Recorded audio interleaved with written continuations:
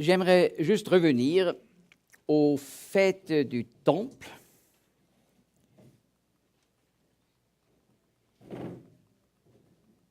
Ça a produit quelques questions pendant la récréation. La récréation est très importante pour plusieurs raisons. Et voilà, quelqu'un a demandé, mais est-ce que le fête du Temple n'était pas sur le Temple proprement dit? Eh bien, sur le Temple proprement dit, sur le toit, on n'avait pas accès. Seulement des sacrificateurs choisis avaient l'accès. Et c'est simplement un fait de l'époque qu'on a appelé ce plus beau point pour avoir une belle vue sur le toit du portique royal. On a appelé le fête du Temple. Mais ce qui est remarquable, le diable voulait tuer le Seigneur avant qu'il commence son service public, par un saut du toit du temple, n'est-ce pas? Mais 3 ans plus tard, le Seigneur était là, debout, dans ce même coin, mais quelques mètres en dessous, devant le Sanhédrin, devant le souverain sacrificateur Caïphe, et il l'a condamné à mort. Donc, dans le même coin, ça s'est fait. Et encore une chose, Jacques, le frère du Seigneur, qui occupait donc une place importante dans le témoignage à Jérusalem, comme nous apprenons par le livre des Actes et l'Épître aux Galates, par exemple. Alors, Jacques était connu parmi le peuple d'Israël à l'époque comme un homme particulièrement juste. C'est pour ça qu'il a été aussi appelé le juste. Et on le trouve aussi dans la littérature extra-biblique mentionnée. Et là, nous avons donc cette information que vers l'an 62, on voulait le tuer s'il commence à témoigner que Jésus était le Messie. Et on l'a amené sur le fête du Temple. On lui a donné l'occasion pour dire au public que Jésus n'est pas le Messie. Il a pris l'occasion pour le dire encore une fois qu'il est le Messie. Et alors là, on l'a laissé tomber du fait du temple et il est mort. Donc, au même endroit du fait du temple, il a été tué comme martyr. Et il est intéressant, dans l'épître de Jacques, nous avons cette notion au chapitre 5, « Vous avez tué le juste ». Et finalement, ça avait même un impact pour lui-même. Donc, je retourne.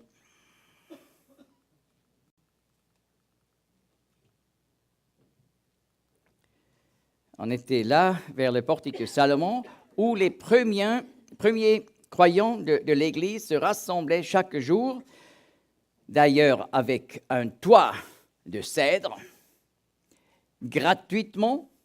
Ils n'ont pas dû payer une location. Et ainsi, ils ont confronté le peuple d'Israël chaque jour avec le message de l'Évangile. Et nous lisons en Acte 6 que beaucoup de sacrificateurs sont devenus des croyants. Alors, ils ont compris ce message du Messie souffrant en accord avec Ésaïe 53 qui dit que le Messie va mourir comme un sacrifice pour le péché. Ça s'est accompli maintenant et ils ont compris tout le symbolisme et beaucoup de sacrificateurs sont devenus obéissants à la foi. Alors voilà quel temps heureux du début de l'Église où il y avait ce commun accord et ils étaient vraiment réunis dans la doctrine des apôtres et non pas caractérisés par toutes sortes de doctrines étranges, n'est-ce pas, comme aujourd'hui. Mais C'est ça la mesure qu'il faut toujours avoir devant nos yeux lorsqu'on veut mettre en pratique ce que c'est que l'Assemblée de Dieu. Et n'est-ce pas merveilleux de voir, là où le Seigneur lui-même avait annoncé quelques mois avant la certitude et l'assurance du salut, là, les croyants se sont rassemblés en son nom dans le temple.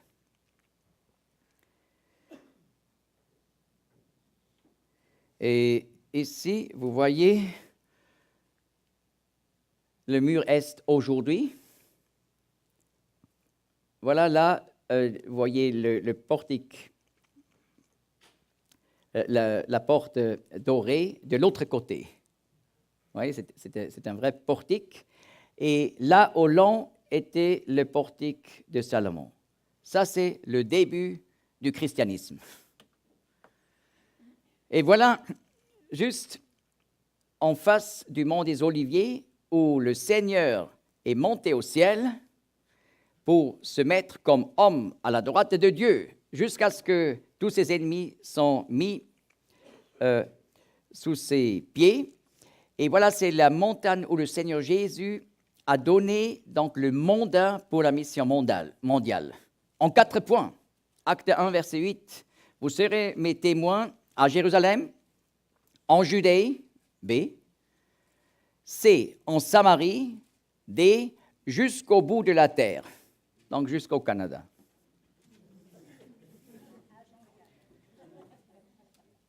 Voilà, et l'assemblée, là, en face de la montagne de la mission.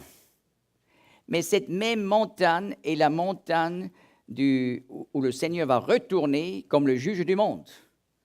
Donc, il faut annoncer la bonne nouvelle, mais aussi prévenir le jugement va venir. Le jour où c'est trop tard va venir. Il faut prêcher toute la vérité.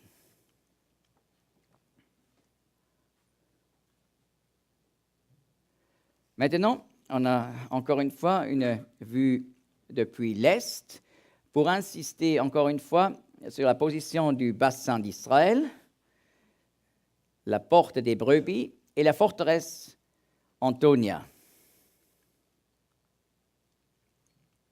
J'ai déjà expliqué un peu, le bassin d'Israël était pour laver les sacrifices. Donc les sacrifices qui devaient être un symbole du Messie pur, le juste qui va mourir pour nous les injustes, selon Ésaïe 53. D'ailleurs, également un chapitre que le Talmud et la littérature rabbinique en général attribuent au Messie. Eh bien, ainsi, les sacrifices étaient des types merveilleux du Messie lorsqu'ils étaient lavés. Ensuite, on les a emmenés sur l'esplanade du temple à travers la porte des brebis, la porte d'entrée des sacrifices. Et voilà la forteresse Antonia, le contrôle des Romains sur l'esplanade du temple. Mais autrefois, c'était presque une partie du temple, puisque c'était pour protéger le temple. Et voilà, dans les psaumes, on lit tant de fois de Dieu qui est notre forteresse. Eh bien, ici, on a le type de la forteresse. Considérons la porte des brebis au nord. Et voilà, le Seigneur nous explique en Jean 10, verset 7, « En vérité, je vous dis que moi je suis la porte des brebis. » Verset 9, « Moi je suis la porte, si quelqu'un entre par moi, il sera sauvé. Et il entrera, il sortira, et il trouvera de la pâture. » Voilà, c'est pris du monde des disciples. Et on comprend encore mieux, n'est-ce pas? Par cette porte, en quelque sorte, le pécheur est entré avec le substitut innocent pour finalement se présenter devant l'Éternel. Confesser ses péchés, égorger le sacrifice innocent à sa place. Le sang a dû couler et ainsi on a obtenu le pardon.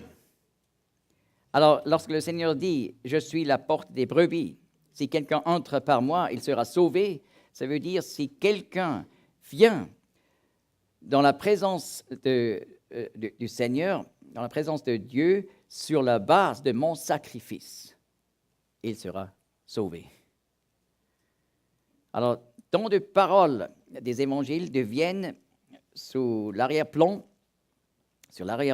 du temple, beaucoup plus claires. Et maintenant, nous avons depuis le nord une vue sur les bâtiments là au nord de la cour intérieure. Et ce bâtiment-là est particulièrement important parce que c'était la maison du feu, Beit HaMoked. Et là dormaient les sacrificateurs lors de leur service. Alors maintenant, on sait exactement Zacharie, le père de Jean-Baptiste. Lorsqu'il était au temple pour une semaine, le service était toujours du sabbat au sabbat. Luc 1, il a dormi dans cette maison. Et ça s'était appelé la maison du feu parce que dans le mont du temple, en dessous de cette maison, il y avait une salle avec un feu et un bain rituel pour les sacrificateurs. Et pour qu'ils n'aient pas froid, il y avait là un feu. Et il y avait dans un coin de cette maison une chambre où on mettait les 2 agneaux de l'Holocauste quotidienne, l'Holocauste du matin et l'Holocauste du soir. Ils étaient gardés là avant d'être égorgés. Et par la littérature rabbinique, nous savons qu'on a toujours donné à boire à ces agneaux avant d'être égorgés, par une coupe d'or. N'est-ce pas? Ça nous rappelle le Seigneur cloué à la croix et il a exprimé son soif et on lui a donné à boire. Ça, on a fait chaque jour avec les brebis de l'Holocauste journalière.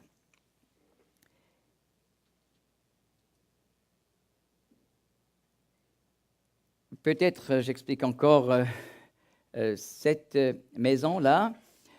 C'était la maison, la porte des femmes. Les femmes avaient aussi accès à la cour intérieure, mais seulement s'ils apportaient un sacrifice où on devait imposer les mains. Donc là, ils avaient un accès direct par la porte des femmes. Mais au cas de Marie, après la naissance, n'est-ce pas? Un peu plus qu'un mois, ils ont dû aller à Jérusalem pour apporter les sacrifices pour purifier Marie, non pas l'enfant. La mère devait offrir un sacrifice, comme nous apprenons par Lévitique 12. La mère était impure. Donc, il fallait apporter un agneau, mais ils n'avaient pas assez d'argent à l'époque. C'est pour ça que Lévitique 12 explique, dans ce cas, on peut aussi apporter 2 pigeons, 2 oiseaux. Alors, c'était des sacrifices où on ne faisait pas d'imposition de main. Alors, elle n'avait pas le privilège dans ce contexte-là pour entrer par la porte des femmes. Mais plus tard, je vais montrer où elle a dû attendre jusqu'à ce qu'un sacrificateur venait annoncer l'accomplissement du sacrifice des pigeons. Et voilà, cette porte-là était la porte des musiciens. Alors là, les professionnels des sacrificateurs et des lévites entraient avec leurs instruments musicaux parce que dans le service journalier, ils avaient là une place particulière dans la cour intérieure où ils chantaient les psaumes, entre autres. aussi, par exemple, le cantique de Moïse, Deutéronome 32, mais cela seulement le jour du sabbat. Et aussi le cantique de l'agneau, Exode 16, donc le cantique après la Pâque en Égypte, ça, on chantait aussi le jour du sabbat. Dans ce contexte, on peut ouvrir notre Bible en Apocalypse 15, où nous avons une vue au temple céleste. Et voilà au verset 2, « Et je vis comme une mer de verre, mêlée de feu. » N'est-ce pas? Cette cuve immense d'airain dans le temple de Salomon, un roi 7 a été appelé mer, n'est-ce pas? La mer. Et il voit donc ici cette cuve dans le ciel. Et je vis comme une mer de verre mêlée de feu, et ceux qui avaient remporté la victoire sur la bête, et sur son image, et sur le nombre de son nom, se tenant debout sur la mer de verre, ayant des harpes de Dieu. Voilà des croyants d'un temps encore un peu futur, qui vont mourir comme des martyrs, et ils vont aller au ciel. Et là, à la cour intérieure, ils vont chanter. Comme on chantait autrefois au temple. Et qu'est-ce qu'ils chantent? Eh bien, le texte nous dit, « Et ils chantent le cantique de Moïse. » Tiens, Deutéronome 32. Esclave de Dieu. Et le cantique de l'agneau. Tiens, Exode 16. Mais ça décrit donc un jour de sabbat au ciel. Eh bien, nous continuons. Disons, grandes et merveilleuses sont tes œuvres, Seigneur Dieu Tout-Puissant. Justes et véritables sont tes voies, ô Roi des nations. Qui ne te craindrait, Seigneur, et qui ne glorifierait ton nom? Car seul tu es saint, car toutes les nations viendront et se prosterneront devant toi, parce que tes faits justes ont été manifestés. C'est merveilleux. Jean a tout de suite compris, parce que c'était son monde, le temple à Jérusalem, jusqu'à l'an 70. Maintenant, c'est environ 25 ans après la destruction du temple, où il a vu le temple original. Mais il a tout de suite compris, voilà, c'est la situation du sabbat. Oui, l'Église n'est pas soumise à la loi du sabbat, n'est-ce pas? Puisque le sabbat est le symbole de l'alliance de l'Éternel avec les fils d'Israël.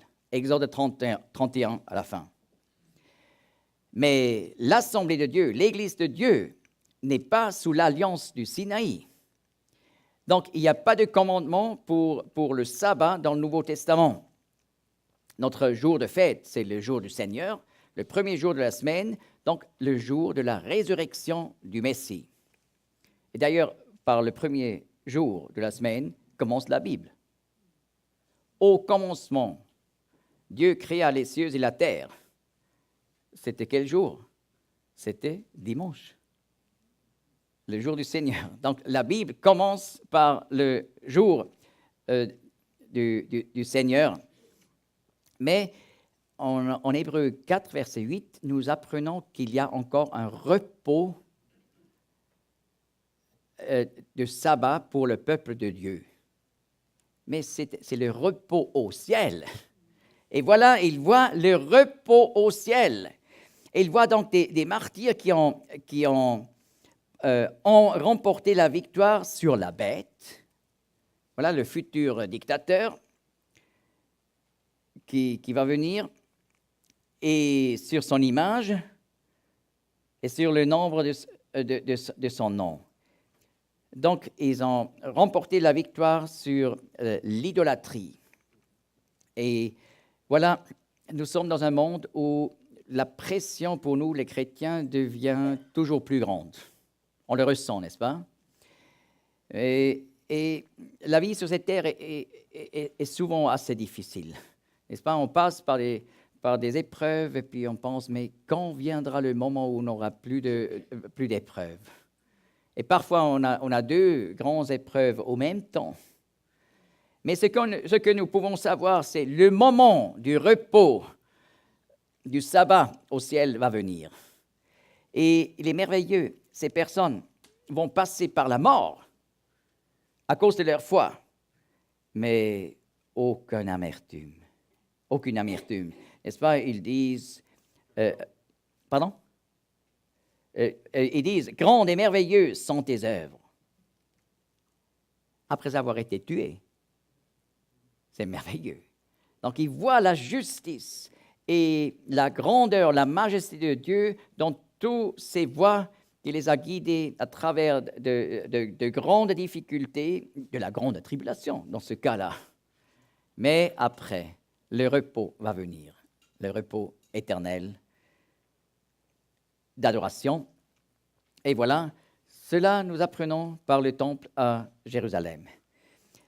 D'ailleurs, il y a là encore de petits pavillons que je n'ai pas expliqués. Ça, c'est le pavillon de Parva. C'était une personne qui s'appelait Parva. Et voilà, là-dedans, il y avait le sel pour saler les sacrifices. N'est-ce pas? Nous apprenons par Lévitique 1 à 7 qu'il fallait toujours saler les sacrifices. Et ici, dans ce pavillon, on a rincé les sacrifices. Car Lévitique 1 dit qu'il faut rincer avec de l'eau les holocaustes avant de les brûler sur l'autel. Maintenant, une vue d'aujourd'hui. Là, vous voyez le bassin d'Israël, c'est-à-dire l'emplacement du bassin, parce que c'était ouvert seulement jusqu'en 1897. Après, on a rempli le bassin. Mais le bassin est toujours là, présent, n'est-ce pas? Et un jour, j'ai pris un petit avion pour faire quelques tours autour de l'esplanade du temple. Et le pilote à côté de moi, il m'a donné même la permission d'ouvrir les fenêtres pour vraiment faire des photos sans reflet. Et après, j'ai eu un problème avec ma petite fille à l'époque. Tirsa, qui à 6 ans était derrière, et puis elle a dit « Mais j'ai eu tout le vent de l'avion dans mon visage !» Mais entre deux, la chose est réglée. Mais juste pour expliquer pourquoi il n'y a pas de reflet sur la photo. Et ici, on voit exactement encore l'emplacement de la porte des brebis, là au nord. Et voilà l'emplacement de la forteresse Antonia, qui aujourd'hui est une école, l'école Maria, c'est une école musulmane. Mais vous voyez, les restes sont tous là présents.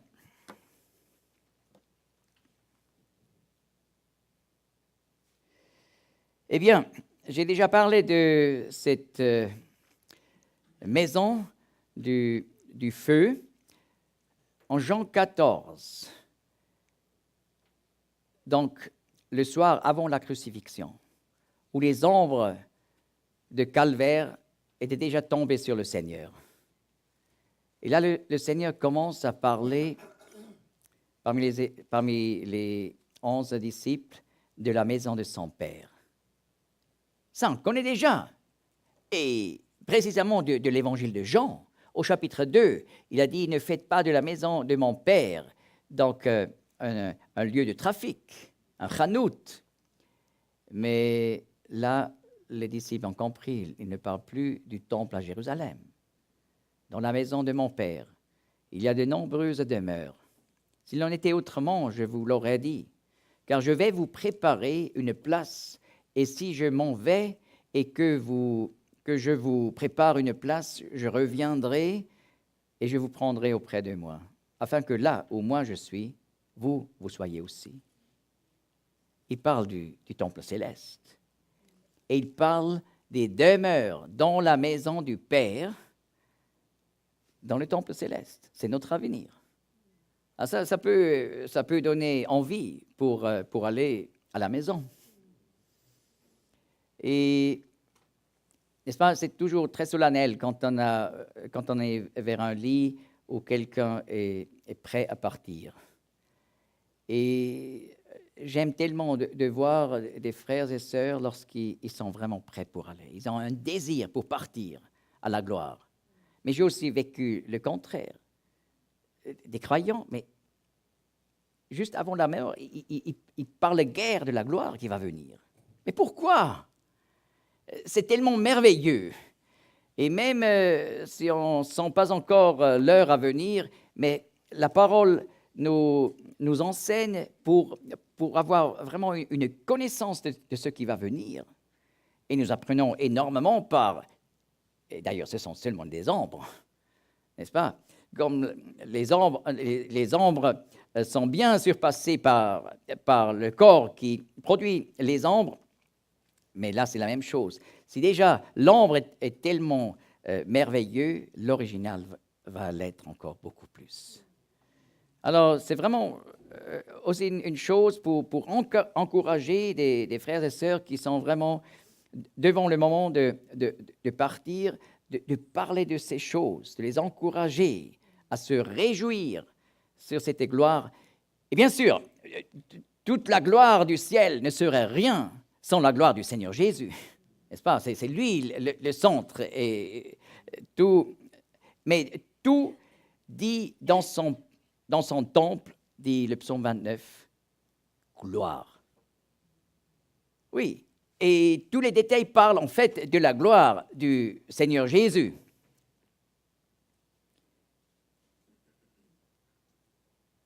Et voilà, encore une pensée ajoutée. Nous savons que l'Église, l'Assemblée de Dieu, était un mystère dès l'éternité. Mais Dieu a eu ce conseil de l'Église dans son cœur dès l'éternité, nous apprenons par Éphésiens 3. Mais il n'a jamais révélé ce mystère pendant l'époque de l'Ancien Testament. Aucun prophète savait un jour, il y aura l'Assemblée de Dieu, donc cette union de croyants des Juifs et des non-Juifs en un seul corps. Ce n'était pas connu. Mais seulement par la venue du Seigneur et particulièrement par la venue du Saint-Esprit, ce mystère a été révélé. Eh bien, le Seigneur dit, dans la maison de mon Père, il y a de nombreuses demeures et il va préparer une place. Eh bien, pourquoi encore un changement dans le temple? Parce qu'il va donc adapter le temple à ce nombre de l'Église qui va maintenant se réaliser à partir de Pentecôte. Et les anges qui n'étaient pas informés concernant le conseil du Père, en vue de l'Assemblée, ils auraient pu demander, mais pourquoi tant de la place ici dans le temple? Qui va occuper? Eh bien, le Seigneur est allé, et maintenant, au moment où le mystère devrait se réaliser, il va préparer ses places pour le mystère de l'Église.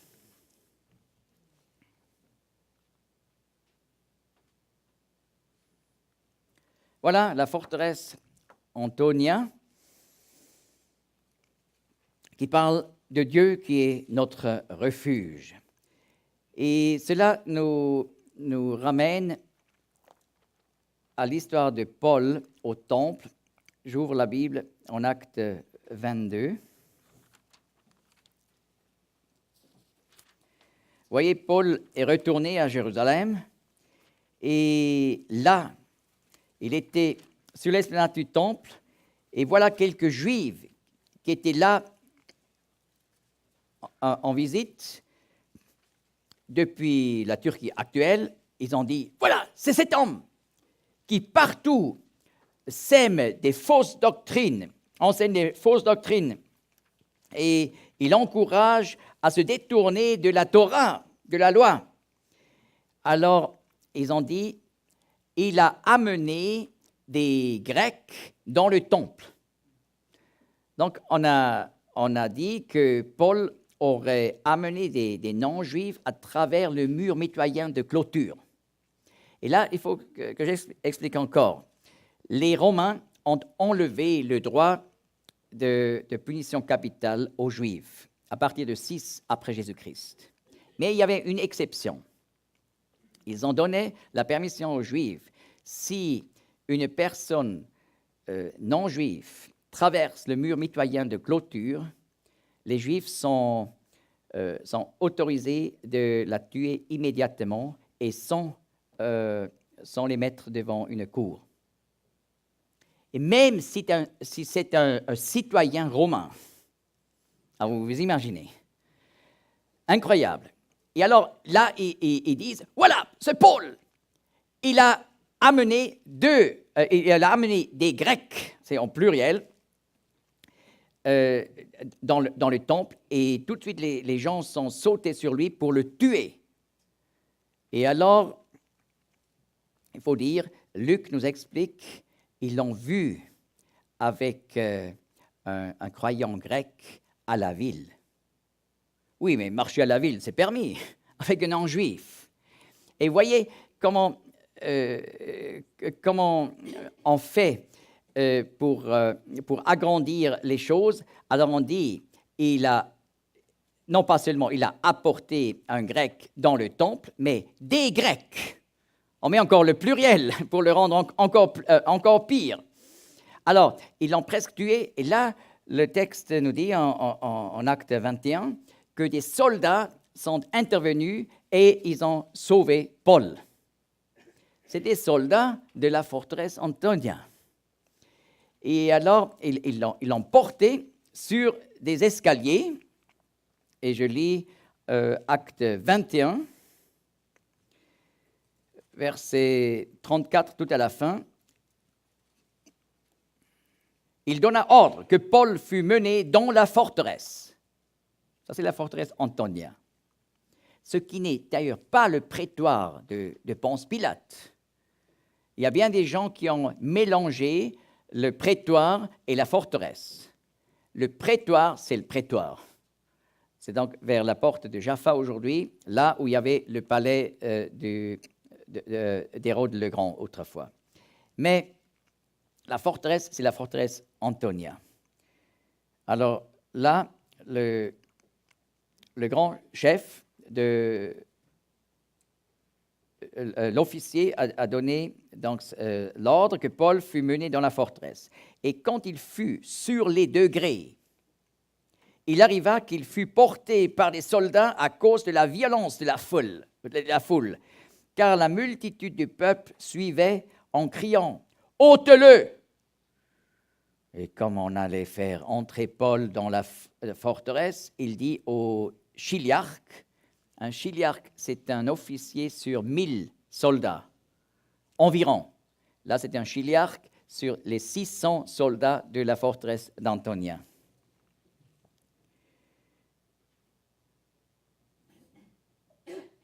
Il dit au chiliarque, m'est-il permis de te dire quelque chose?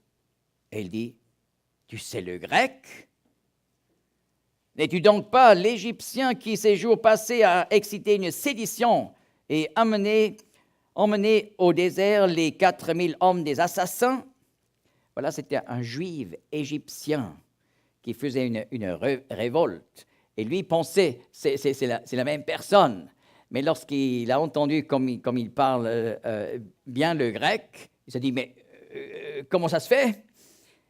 Eh bien, Paul explique, et Paul dit, je suis juif de Tars, citoyen d'une ville de la Cilicie, qui n'est pas son renom.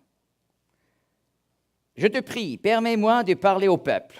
Et quand il le lui eut permis, Paul, se tenant sur les degrés, fit signe de la main au peuple, et un grand silence s'étant fait, il leur parla en langue hébraïque, disant « Anashim, Achim,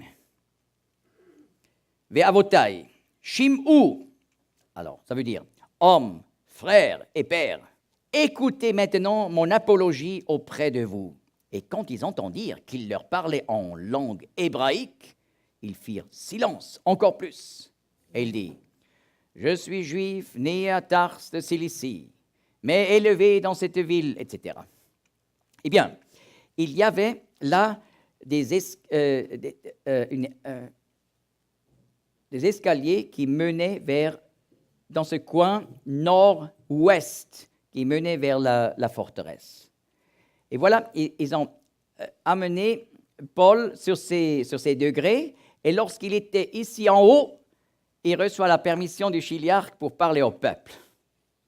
Alors, on sait exactement où Paul se tenait là, sur le toit, sur les derniers degrés de l'escalier, et il a tenu son message à la foule. Dans le temple, il donne son témoignage et annonce que Jésus est le Messie. C'est fantastique, n'est-ce pas? Et lorsqu'il arrive au point où il dit « Le Seigneur m'a dit ici, à Jérusalem, ils ne vont pas recevoir ton message. Je t'envoie vers les païens, vers les nations, loin. Là, ils vont écouter. » Alors, je lis encore 22, verset 21, et il me dit, « Va, car je t'enverrai au loin vers les nations. » Et Luc explique, « Et ils écoutèrent jusqu'à ce mot, et ils élevèrent leur voix, disant, « Hôte de terre, un pareil homme, car ils n'auraient pas dû vivre. » Et comme ils poussaient des cris et jetaient leurs vêtements et lançaient de la poussière en l'air, le chiliarque donna l'ordre de le conduire à la forteresse, disant qu'on le mit à la question par le fouet, afin d'apprendre pour quel sujet il criait ainsi contre lui, etc. Donc Paul est évacué à la forteresse. Mais il a donné ici ce message pour souligner l'importance de la mission mondiale des nations. Et cela en vue de la cour des nations.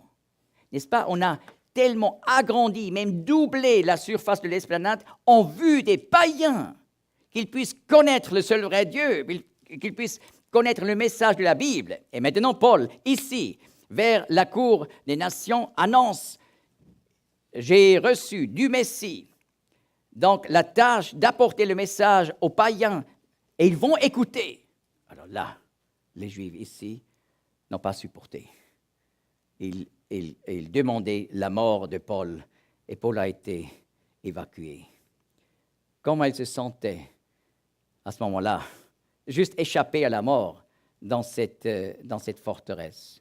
Mais il a fait vraiment cette expérience dans la détresse. Dieu est notre refuge et notre forteresse.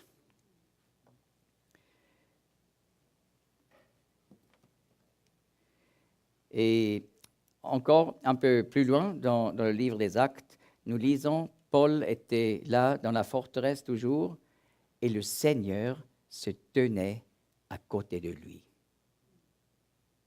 C'est curieux, n'est-ce pas? Le Seigneur est allé au ciel.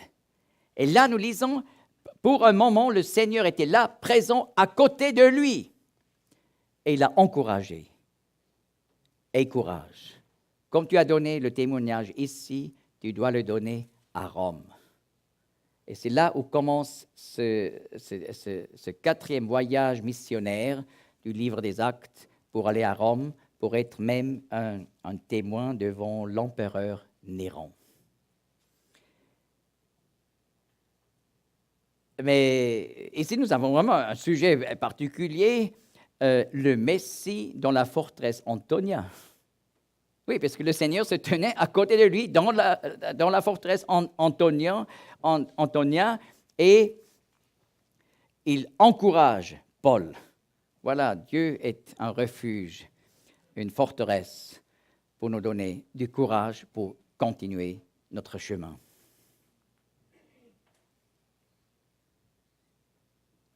Alors, nous connaissons exactement le lieu de ces escaliers. De nouveau, il n'y a pas une vallée profonde qui nous sépare des événements de la Bible. On peut même exactement voir le lieu où toutes ces choses sont passées dans le livre des Actes. Voilà encore une fois la forteresse, se trouvait là, aujourd'hui. Et ici, vous pouvez même encore voir un trou pour une poutre de ce portique au nord vers exactement ici où il y avait la forteresse. On a trouvé plusieurs de ces trous pour des poutres du temple. Parce qu'on avait coupé donc, le rocher ici pour bâtir dessus la forteresse. Voyez. Et au long de ce rocher, il y avait donc ce portique du nord.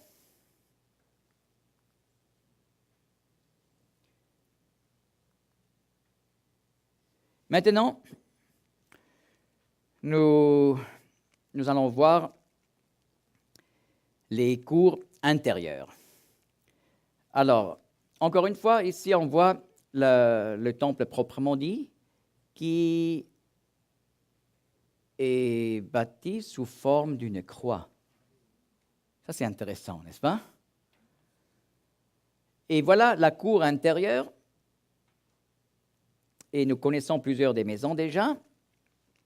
On va apprendre encore plus de maisons là au sud, que je n'ai pas encore expliqué.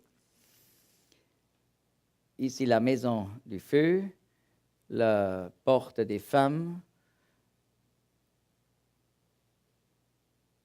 Et voilà ici l'autel des holocaustes devant le temple proprement dit, la cuve pour nettoyer les mains et les pieds des sacrificateurs.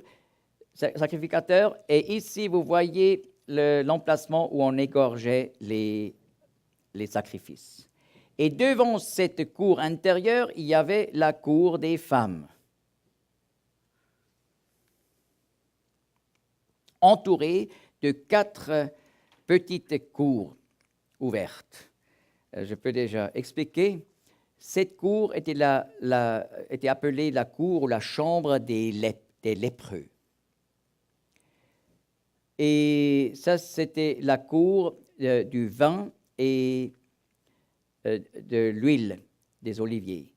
Donc le vin et l'huile qui étaient utilisés dans le service des sacrificateurs étaient placés là. Ici, on a la chambre des Nazaréens.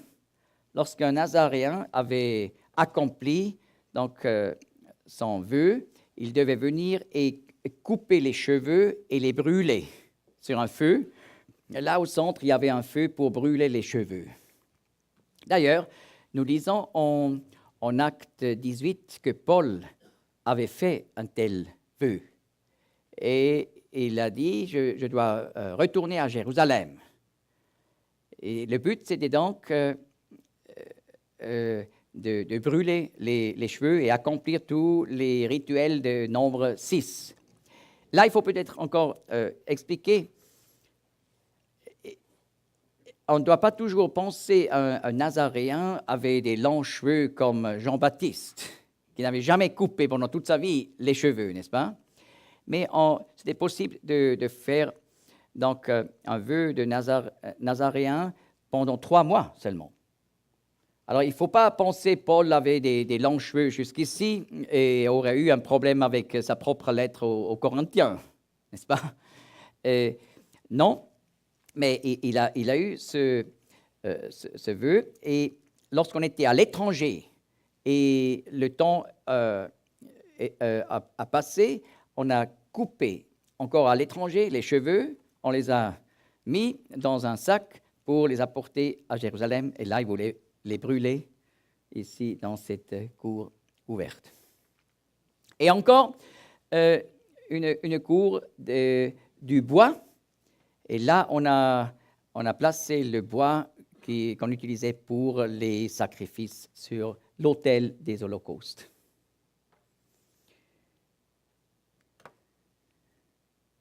Voilà, maintenant on est dans la cour des femmes, devant la porte de Nicanor.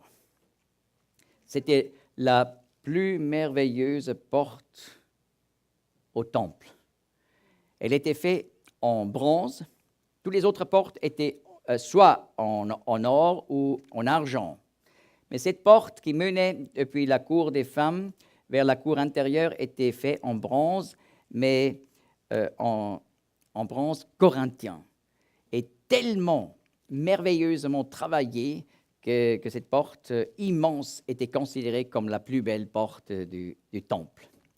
Et devant cette porte, on avait 15 degrés semi-circulaires. Et c'était ça c'était le podium du chœur, du chœur professionnel et de l'orchestre des sacrificateurs et lévites. Et là, ils ont chanté les psaumes, les textes bibliques, lors des grandes fêtes. J'ai déjà expliqué. Normalement, le service quotidien se faisait à la cour intérieure. Apocalypse 15, on en a parlé. Mais ici, c'était pour la fête de Pâques, Pentecôte, ou la fête des tabernacles, où tous les hommes étaient obligés de venir à Jérusalem, normalement accompagnés par toute la famille, si possible. Alors là, on n'avait pas assez de place dans la cour intérieure, bien sûr. Et c'est pour ça qu'il fallait se rassembler dans la cour des femmes. Donc là, c'était tout plein. Et voilà, le chœur et l'orchestre jouaient et chantaient ici.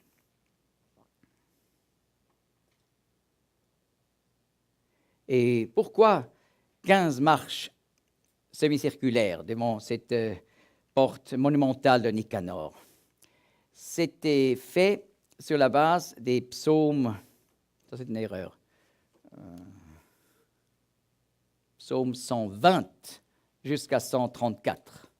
Ça fait 15 cantiques de degrés. Et c'est un jeu de mots. Cantique des degrés, en hébreu, c'est Shir Ma'alot. Cantique des degrés. Mais Ma'alot veut dire degré d'un escalier ou aussi voyage en haut. Et puisque ces psaumes, on a chanté en voyageant pour la Pâque, pour Pentecôte, pour la fête des tabernacles, ils étaient appelés cantiques du voyage en haut. Mais le même mot signifie aussi degré. Et c'est pour ça pour représenter cela, on a construit ces 15 degrés de l'escalier ici devant nous. Et vous voyez en plus ces lampes énormes qui étaient plus hauts que 26 mètres de hauteur. Il y avait 4 de ces lampes avec chaque fois 4 bols énormes qu'on pouvait remplir avec plus de 9 litres d'huile d'olive. Et pour pouvoir brûler, on a mis des anciens vêtements de sacrificateurs pour faire brûler. Et voyez, le recycling, c'est une invention juive, semble-t-il. Non, alors, laissons ça. Mais le fait, c'est pendant la fête des tabernacles, pendant la nuit, on a allumé ces lampes. Normalement, le service se faisait toujours pendant la journée. Et après, il fallait partir. Mais une exception où on a fêté et on a eu le service la nuit, c'était la fête des tabernacles. Et, il faut ajouter, aussi pendant les jours de la fête des dédicaces. Parce que cette fête a été construite comme une analogie à la fête des tabernacles. Alors là, il y avait le service aussi la nuit. Et vous voyez, on a allumé ces lampes pendant la nuit, et dans la littérature rabbinique, on lit que le feu, la lumière de ces lampes était vu dans toute la ville de Jérusalem, même dans les ruelles sombres. Alors maintenant, on comprend mieux le contexte de Jean 8. Jean 7 déjà. Le Seigneur était, pendant la fête des tabernacles à Jérusalem. Au dernier jour, il s'est levé. Il a dit, « Celui qui a soif, qu'il vienne à moi. » Ça, c'était le grand jour, c'était le 7e jour de la fête. Mais il y avait toujours un jour mystérieux ajouté, le 8e jour de la fête des tabernacles. Et voilà, Jean 8, c'est le lendemain. Et ça, c'était le moment où on a amené cette femme prise dans l'adultère.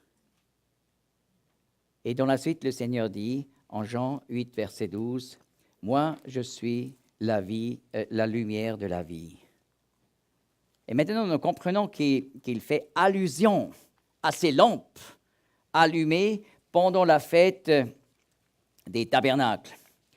Jean 8, verset 12.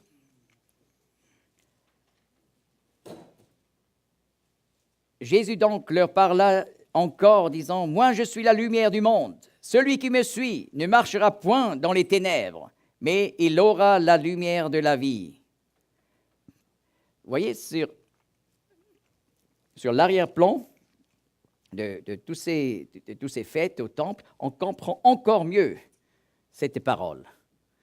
Et vous voyez, le Seigneur a donné à cette femme qui a détruit son mariage d'une façon terrible, n'est-ce pas? Pendant cette fête des tabernacles, on avait la possibilité de fêter même la nuit, ce qui était exceptionnel, comme je viens de dire, mais ce n'était pas forcé, ce n'était pas nécessaire qu'on y aille. On a aussi pu aller dormir dans les tabernacles. Mais cette femme est allée dans la fosse. Elle a détruit son mariage. Et voilà l'injustice de ces conducteurs qui ont emporté cette femme pour voir le jugement du Seigneur. Alors, d'abord, on devrait poser la grande question, où est l'homme? Parce que si elle a commis adultère et on l'a trouvé sur le moment, alors on aurait dû apporter les deux. Quelle injustice quand on apporte seulement la femme. Ça, c'est d'une double moralité.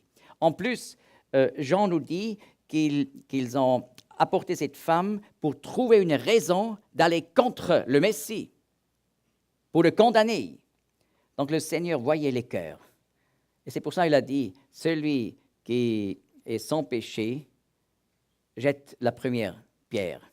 D'ailleurs, avec ça, il ne voulait pas dire celui qui n'a jamais commis adultère, qui jette la première pierre. Non. Au peuple d'Israël, d'autrefois, ce n'était pas normal qu'on commette adultère. Mais il dit celui qui est sans péché, c'est-à-dire avec un vrai cœur. Et les plus anciens sont tout de suite partis. Après, les plus stupides, comme les derniers. Oui, les plus intelligents sont partis tout de suite. Il a dit, les anciens sont partis. Et là, finalement, le Seigneur était seul avec cette femme et il lui a donné une chance pour recommencer à zéro. Quelle grâce unique. Au verset 20, au verset 11, je veux dire. Et elle dit, nul, Seigneur, pour répondre à la question, femme, où sont-ils ceux des accusateurs? Nul ne t'a-t-il condamné? Elle dit, nul, Seigneur. Et Jésus lui dit, moi non plus, je ne te condamne pas. Va, dorénavant, ne pêche plus. Donc, il lui donne la chance pour recommencer, mais il explique, c'est vraiment fini, cette vie sur un faux chemin. Et là, il ajoute, je suis la lumière du monde. Celui qui me suit ne marchera point dans les ténèbres.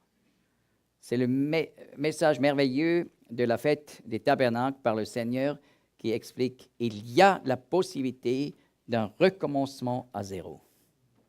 Mais pas par une grâce sans valeur, n'est-ce pas? Vous savez peut-être que dans bien des Bibles, il y a l'indication que les versets de Jean 2 jusqu'à 11 ne figurent pas dans tous les manuscrits, n'est-ce pas? Mais alors là, il faut savoir, ce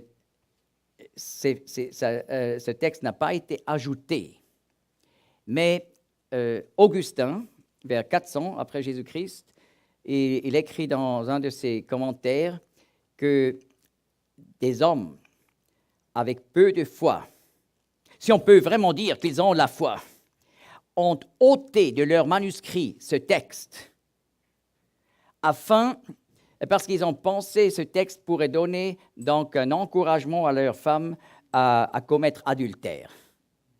Donc ça montre que dans peu de manuscrits, dans la majorité des manuscrits, le texte est clairement transmis. Mais par exemple, dans le Vaticanus et Sinaiticus, donc des manuscrits qui, de toute façon, contiennent beaucoup d'erreurs et se contredisent l'un l'autre seulement dans les évangiles à peu près 4000 fois. Ce ne sont pas des bons manuscrits comme on prétend toujours, et là, ce texte est absent. Mais Augustin explique qu'il y avait vraiment donc cette coutume de plusieurs d'ôter ce passage de la Bible pour des raisons erronées. Mais ce texte doit être dedans parce que toujours lorsque le Seigneur, dans l'évangile de Jean, dit « Moi je suis », c'est en rapport avec une histoire qui illustre. N'est-ce pas? Le Seigneur a multiplié les pains pour dire après « Moi je suis le pain de la vie ». Le Seigneur a ressuscité Lazare pour expliquer « Moi je suis la résurrection et la vie ». Et le Seigneur a donné la possibilité à cette femme de recommencer à zéro. Et là, il dit, je suis la lumière du monde, celui qui me suit. Parce que le Seigneur dit, va, donc marche, continue à marcher et ne pêche plus. Celui qui me suit ne restera pas dans les ténèbres. Alors, ça fait partie du texte. Et voilà une photo intéressante. Vous voyez ces escaliers aujourd'hui qui, depuis l'Est, mènent sur la plateforme sur laquelle se trouve le dôme du Rocher. Et les recherches archéologiques ont montré que ces escaliers-là, construction musulmane, sont exactement construits sur le lieu des 15 degrés sémicirculaires. Alors, effectivement, là, les musiciens du temple, de la tribu de Lévi, y chantaient et jouaient les psaumes, là, devant la porte de Nicanor qui se plaçait ici. Et d'ailleurs, Marie, lorsqu'elle a apporté donc, le sacrifice des pigeons, a dû attendre vers la porte de Nicanor. Donc, elle était ici en haut, elle attendait le moment où le sacrificateur venait, c'est accompli.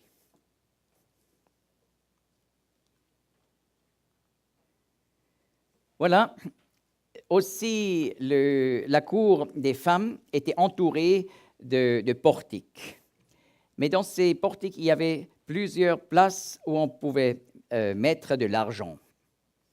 C'est pour ça cet endroit est appelé dans la parole le trésor. Marc 12, 41, assis en face du trésor. Jésus regardait comment la foule jetait de la monnaie au trésor. De nombreux riches y jetaient beaucoup. Donc là, le Seigneur était à la cour des femmes. Et sur l'esplanade du temple, on pourrait exactement montrer les mètres carrés où était la cour des femmes. Là, le Seigneur s'est assis. Il a regardé comme les gens ont mis de l'argent. D'ailleurs, ces trésors avaient la forme d'une trompette, d'un chauffard. d'une corne de chauffard. Et c'est pour ça que le Seigneur, dans son discours sur la montagne, il dit, il ne faut pas, comment se dit, annoncer par une trompette quand on donne de l'argent. N'est-ce pas? Et c'est une allusion à ces trésors. Alors là, c'était le moment où, nous lisons au verset 42, une veuve pauvre vint et y jeta 2 pites. Et ce qu'on appelle en français la pite, c'était la plus petite pièce de monnaie à l'époque. Donc, à l'époque, il fallait travailler quelques minutes et on avait les 2 pites. Mais c'était tout. Une veuve pauvre vint et y jeta 2 pites, ce qui fait le quart d'un sou. Ayant appelé ses disciples, il leur dit, « En vérité, je vous dis que cette veuve pauvre a jeté au trésor plus que tous ceux qui y ont jeté, car tous y ont jeté de leur superflu, mais celle-ci y a jeté de son dénuement, tout ce qu'elle possédait, tout ce qu'elle avait pour vivre. » C'est merveilleux de voir comme cette femme, elle a mis sa confiance, son entière confiance en le Seigneur, aussi dans les affaires de la monnaie. Avec ça, j'aimerais arrêter pour ce matin.